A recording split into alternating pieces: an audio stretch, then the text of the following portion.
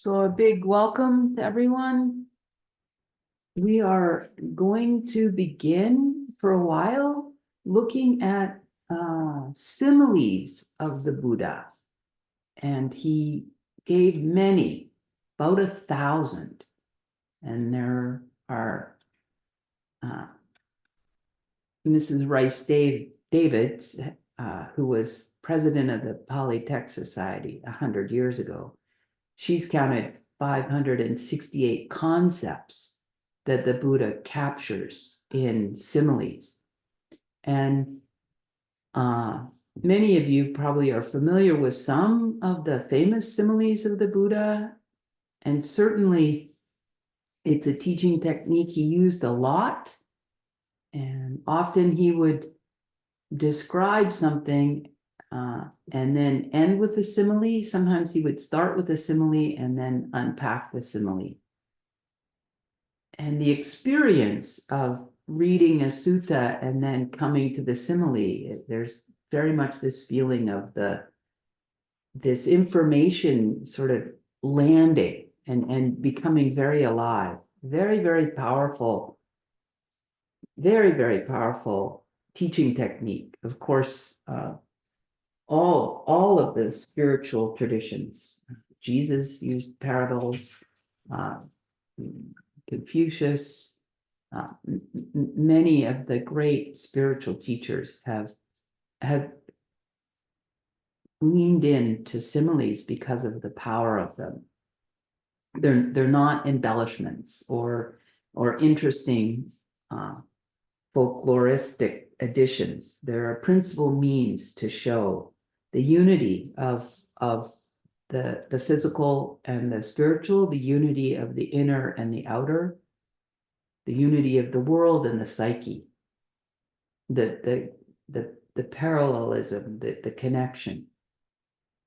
Rilke has a beautiful quote: "Even for what is most subtle and incomprehensible within us, sensory equivalents can be found in nature." And certainly the Buddha did this. He draws from nature. Most of the similes are drawing from nature. The river is the most used simile, and many with animals, other elements. So today I want to share one of my favorite similes from the suttas, and it's in the Connected Discourses, the Samyutta Nikaya. And this sutta, I'll read the whole sutta. It's quite short, and it begins with the simile. It's in the last book of the Connected Discourses about the path. And it's Sutta 47, number 19, Siddhaka. And this is Bhante Sujato's translation. At one time, the Buddha was staying in the land of the Sumbas, near the town of the Sumbas called Siddhaka. There, the Buddha addressed the mendicants. Once upon a time, mendicants, a bamboo acrobat of the corpse workers, set up the bamboo pole of his tribe and said to his apprentice, Medikatalika, "Come now, dear Medikatalika, climb up the bamboo pole and stand on my shoulders." "Yes, teacher," she replied. She climbed up the bamboo pole and stood on her teacher's shoulders. Then the bamboo acrobat of the corpse workers said to Medikatalika, "You look after me, dear Medikatalika, and I'll look after you." That's how, guarding and looking after each other, we'll display our skill, collect our fee, and get down safely from the bamboo pole. When he said this, Medikatalika said to her teacher, "That's not how it is, teacher. You should look after yourself, and I'll look after myself. That's how, guarding and looking after ourselves, we'll display our skill, collect our fee, and get down safely from the bamboo pole. That's the way, said the Buddha. It's just as Meditatalika said to her teacher, thinking, I'll look after myself. You should cultivate mindfulness meditation. Thinking, I'll look after others. You should cultivate mindfulness meditation. Looking after yourself, you look after others. And looking after others, you look after yourself. And how do you look after others? By looking after yourself. By development, cultivation, and practice of meditation. And how do you look after yourself? By looking after others, by acceptance, harmlessness, love, and compassion. Thinking, I'll look after myself, you should cultivate mindfulness meditation. Thinking, I'll look after others, you should cultivate mindfulness meditation. Looking after yourself, you look after others, and looking after others, you look after yourself. Very, very clear teaching of how we do this, how we take care of ourselves. And very, very clear teaching from the Buddha that this is our job. This is our responsibility to look after ourselves. And that actually this conflict that we sometimes create where, it's an either or, like I'm either taking care of myself and my health and my body and my peace of mind and my well-being, or I'm looking after, my external responsibilities, my children, my family, my colleagues, et cetera. We sometimes set up this dichotomy and this conflict of either or. And the Buddha is saying it's both and it starts with looking after yourself. And that actually, by looking after yourself, you are looking after others. And this is a wonderful simile and teaching of the Buddha that when we're meditating, this is not a selfish act. This is a gift that we give to ourselves, but then to everyone around us, a gift we give to the world. And when we encounter people that have really, really developed their mind and heart, you see that. You see this clarity and equanimity and beautiful wisdom and compassion that they emanate, and that they're just giving out steady state.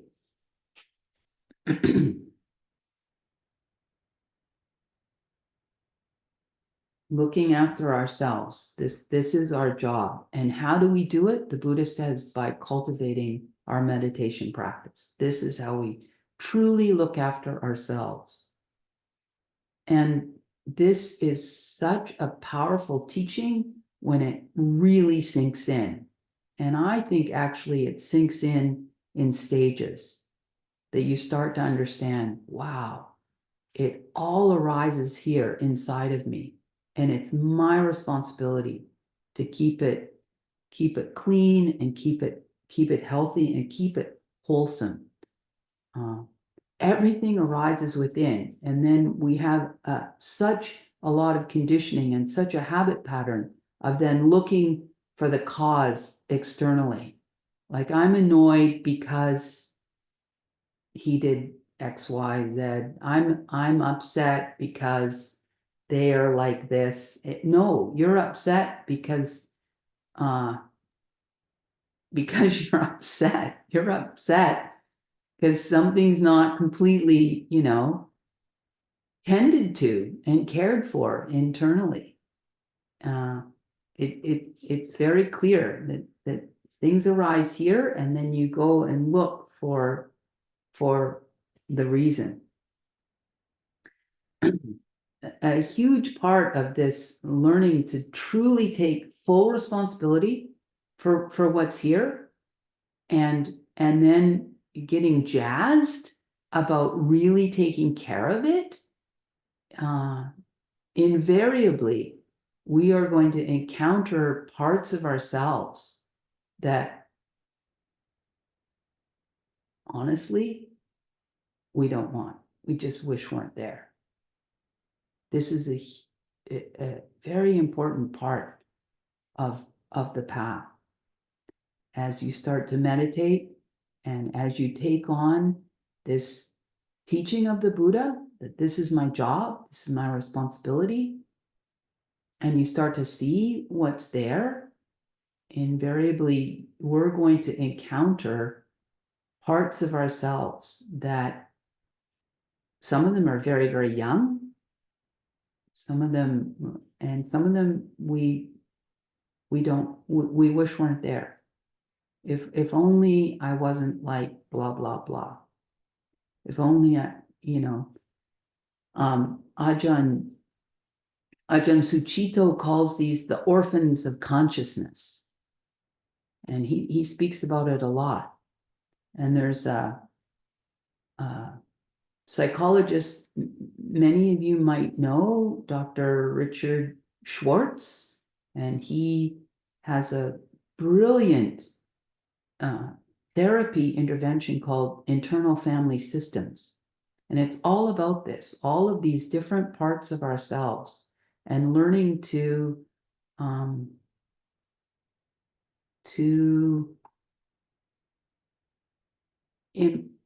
include them and embrace them, and then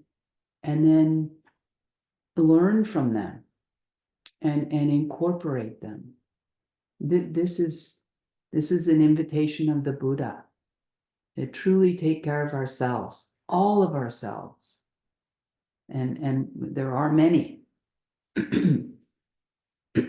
Part of anatta, the non-self teaching.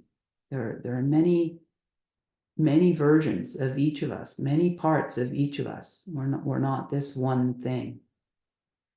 And the Buddha has given us tools to take care of all of it. And there are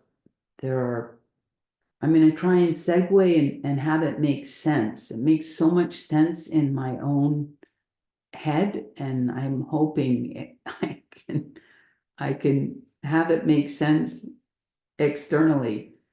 Because this was a very big theme in my own personal retreat time, is just this full range that I had attenuated very much in my life, and it's hurt me a lot and not served me or anyone close to me. And so it's really clear to me that there's this full spectrum, and there's a lot of masculine and feminine in each one of us. And I use this masculine and feminine just,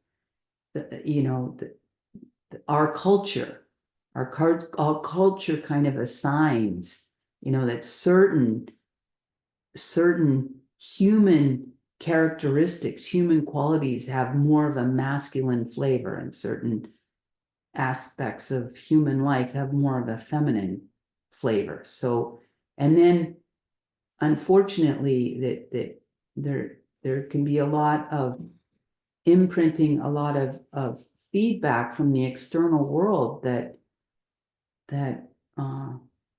if I'm, in my female body, some of these more masculine characteristics aren't welcome. They're not mirrored back. They're not okay. And then I internalize that, and things get knotted up. And I think this happens for women, and it certainly happens for men. It's on both sides. And then you come to the Buddha's teachings, and there's this invitation to get to know and get to care for the whole spectrum. And when you meet individuals that are more evolved, more realized, whatever language you want to use, more developed, have cultivated their themselves, you get this feeling that there's this androgynousness to them, and that they have access to this big range of what it means to be a human. So I think of Jetsumna Tenzin Palmo. She's in a female body, and she's very strong and very fierce and very, very clear and direct and powerful, as well as all of the, typically female, compassion and tenderness and etc. And again, on the male side, you meet Bhikkhu Bodhi, and my goodness, this man is, he's so developed, and so he knows, probably I can't think of someone that knows more of the, he's translated most of the canon, and yet he also started Buddhist Global Relief, and he's very gentle and careful and deep compassion. Bhikkhu Analayo, same. Again, these great scholar monks that are so full, heartful and full of compassion and tenderness.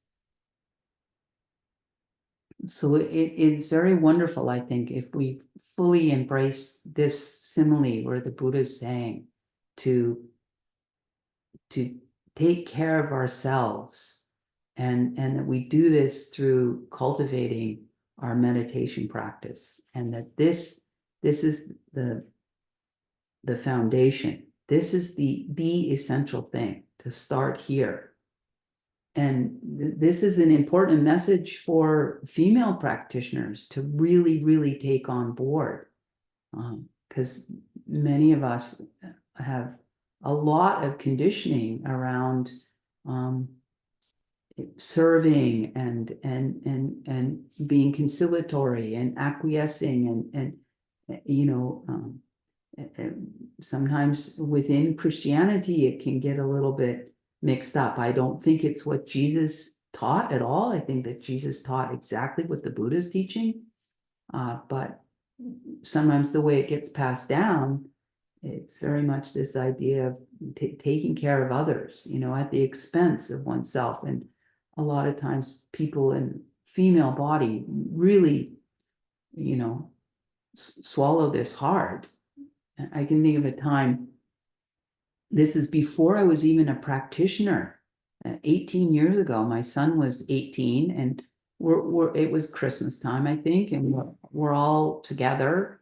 And we've been together for hours, those Christmas days, we've been together for so long, and my parents are there, his grandparents, and it was just a simple thing, but it had such an impact on me. My son gets up and goes and gets a glass of water and comes back, sits down and starts drinking the glass of water. And I was gobsmacked, like, what, Eric, why didn't you offer anyone else a glass of water? And his answer was so straightforward and clear and light, and it landed so hard, like, oh my gosh, that would be so refreshing to be clear like him. I'm his mother.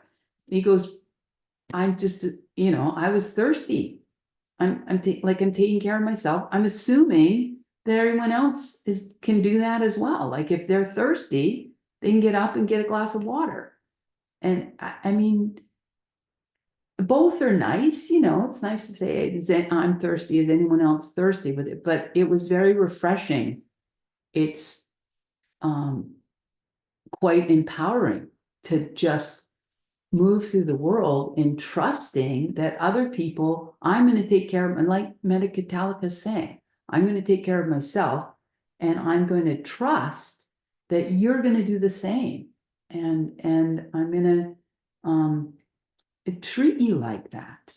This is very healthy, instead of it all getting convoluted and I'll scratch your back and then you scratch my back. No, get a back scratcher, take care of yourself, and trust that others are going to do the same. And this actually, this is such a refreshing, empowering message to be giving people. So often we can get very much into this victim poor mindset, and to hold people responsible for their own well-being. This is very, very empowering and gives people the chance to do their job in this human life of taking care of what they've been entrusted with.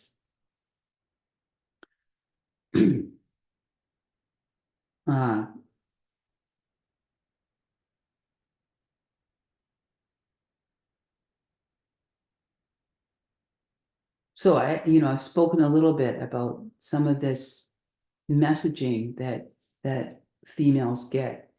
Certain parts aren't really welcome, aren't okay. There's a person that speaks about this a lot, and I think has the credentials to do so, because they were born male and way late in life, in their 50s, transitioned to female. And they were a very, very successful male. So they CEO and sitting in lots of business meetings in their male form. And then they got fired from all those jobs, but they started over, because they're very able. Their name was Paul Stone Williams. Their name now is Paula Stone Williams. They're in their 70s. And they've written a book as a woman, and I think the subtext is what I've learned about power, sex, and the patriarchy since my transition. And just a couple things they share that just small again, but capture this pushback that can happen for female body beings. They said, as a male, if they were in a business meeting and got angry, that it would definitely be accepted, and often, give even a little bit more edge and clout to what they were saying, and they would be thought of as being passionate about the subject at hand. They said, as if in female form, again, when they get angry in a business meeting, they become the crazy lady, and it's so not accepted. And then the focus becomes their emotionality versus just what they're trying to communicate. A dramatic difference. Talked about getting on a plane, and this guy was in their seat. Now they're in female form, and they say to the fellow, "Oh, you're in my seat." And they said it was so different than when they were a guy. They said the guy would have just gotten up and moved. And as it was, this guy sat there and like, well, I don't know, show me your ticket. They said,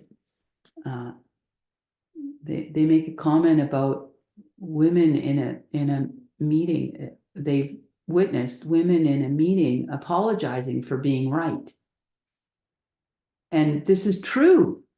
And then they gave an example, like handing out some data, and the woman going, "Oh, I'm sorry, these numbers don't add up."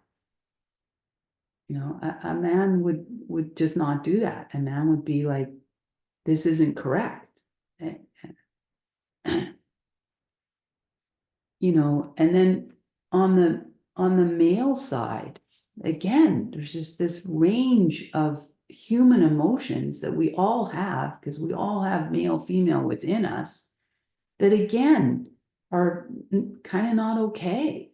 And I just want to say, we're all paying the price for this, all of us.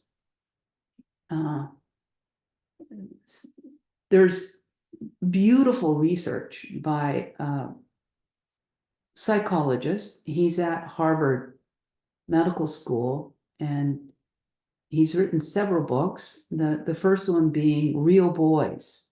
and it's about the boy code, and it's about the pressure on boys to be strong and be fearless and not show weakness, and the price that they pay for showing weakness within their peer groups. And the research that he's done is very extensive and goes right to the first moments of life. It's very sad. It's hard to read, I'll have to say, because he's got all of these videos of mothers and caregivers with young baby boys.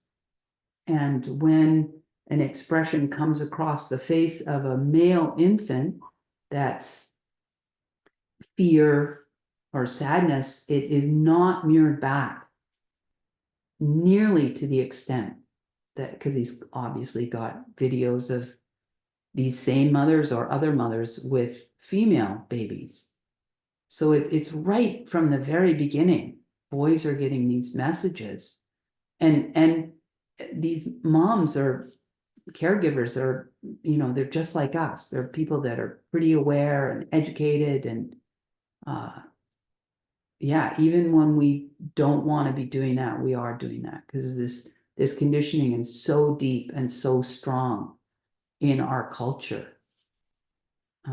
I was out walking just a week ago and heard all this thump, thump, thump, thump, thump, thump, thump. And, these three little boys raced past me, and they ended their little race, just a few feet in front of me. They ended up at this little boy's house, and they were, I don't know, 7, 8.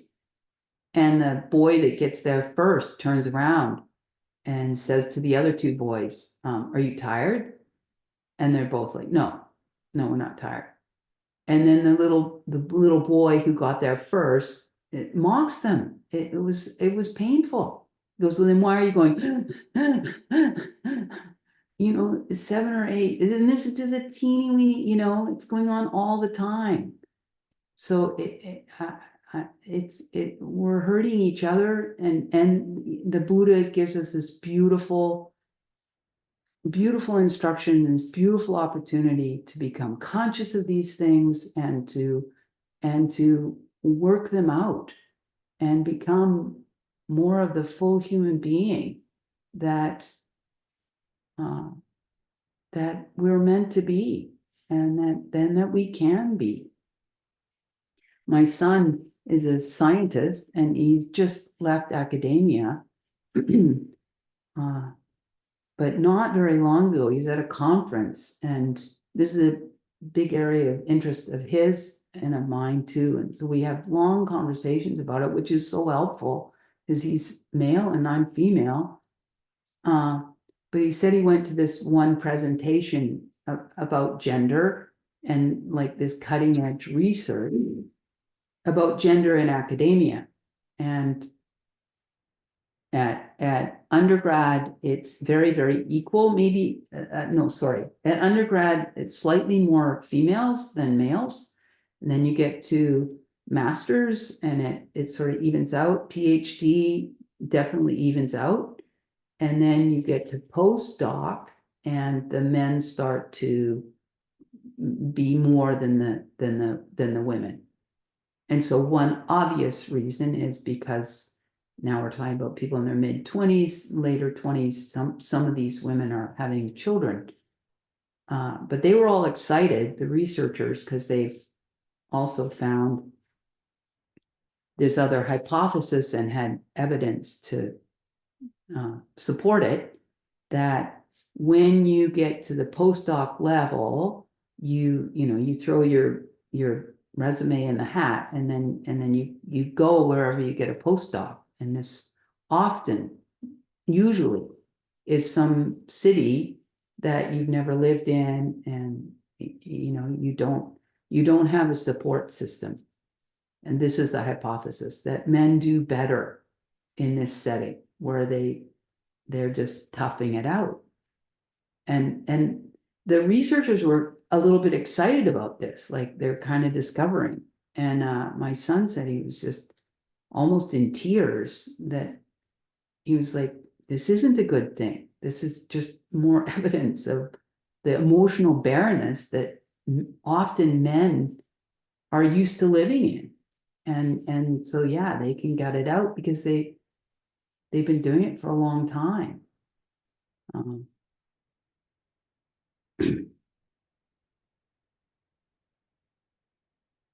So this beautiful invitation to really begin to put ourselves in the center for women. Joseph Campbell, he talks about if you want to make something sacred, you just draw a circle around it. So for women, draw that circle. Now that you've come to the Buddha's teachings, understand this is sacred, and it's totally your job to develop it, to care for it, to understand it, and for men, it's the same. That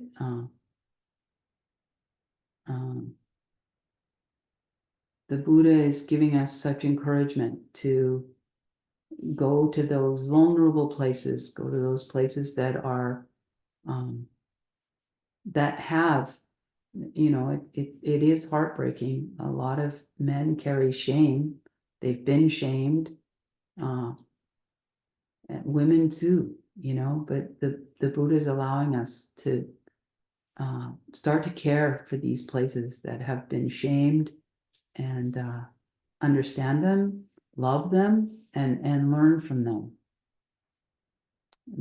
I'll end with just to reinforce what I'm trying to say. I'll end with this wonderful exchange between an Arahant Bhikkhuni, Ayya Ahimsa, and a tempter, be it external, internal, a force that's trying to drag her down and drag her off the path. And this force says, you can't do this because you're a woman. And her response, this is also in the Connected Discourses, much, much earlier in the very first book, Samyutta Nikaya 5.2. Soma says, what does womanhood matter at all? When the mind is collected well, when knowledge flows on steadily, as one sees correctly into Dhamma, one to whom it might occur, I am a woman, or I am a man, or I'm anything at all, is fit for Mara to address. And then Mara, after hearing these powerful words from Ayya Ahimsa, Mara goes, oh, I've been seen, and skulks away. Yeah. So I'll end there. I hope that made sense. And I'll open it up. Any questions, comments, very, very welcome. Yes, Scott. Thank you for that. That was really illuminating. I think of it as when I look back at what you just said, I think of it as almost a couple of topics that are so interwoven.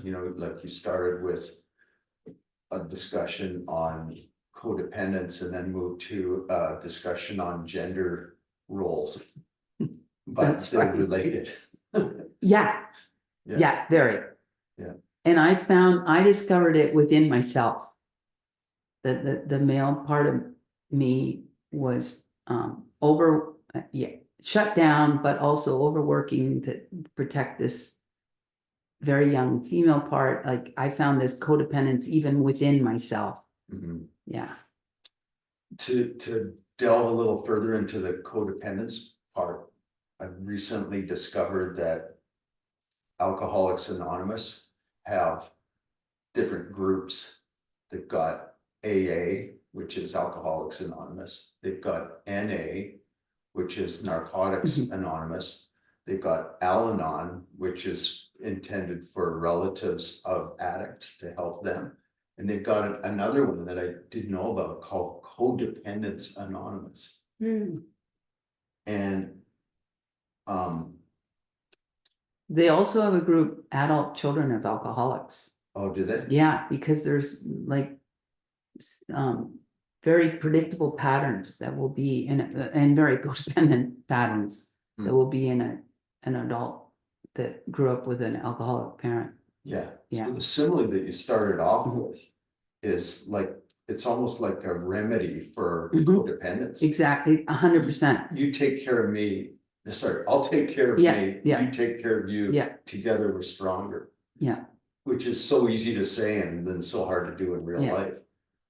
And the simile to me is it really is addressing that. I mean, it's very interesting to me that, because this often isn't the case, but there's a male, the teacher, and a female in the simile, and it's about this balancing act, you know, and about safety. Yeah. Right. If what's the name of the acrobat?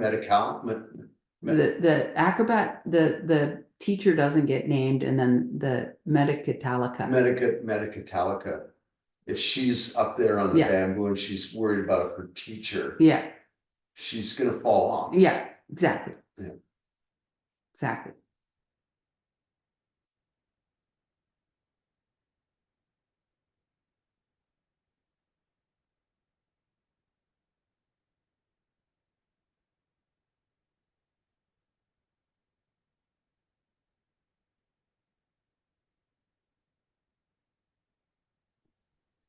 I want to thank you for when you talked about how men's have been conditioned and how they've been hurt and oppressed in various ways. Oftentimes just the nature of it means it's never spoken of. And you spoke of it and that was very, very heartfelt. I much appreciated that. You kept such a lovely balance between the male, masculine, feminine, but it was lovely for me to hear that.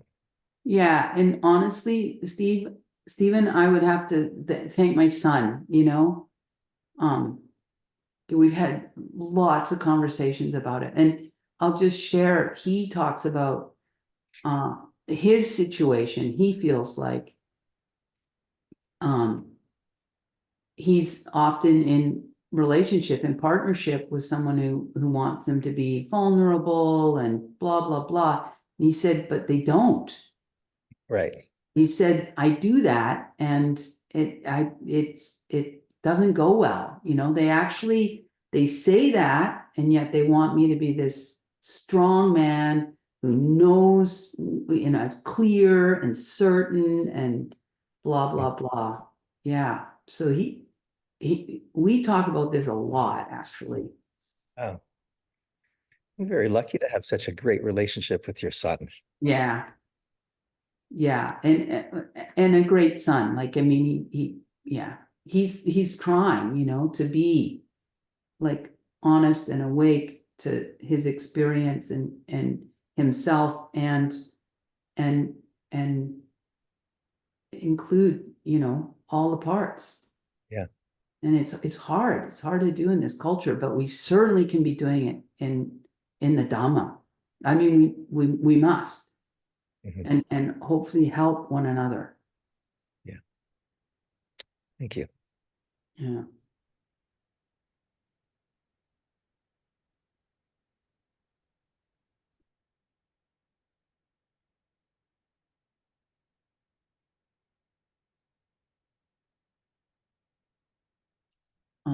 We're going to end with mudita. So I'm gonna stop the recording.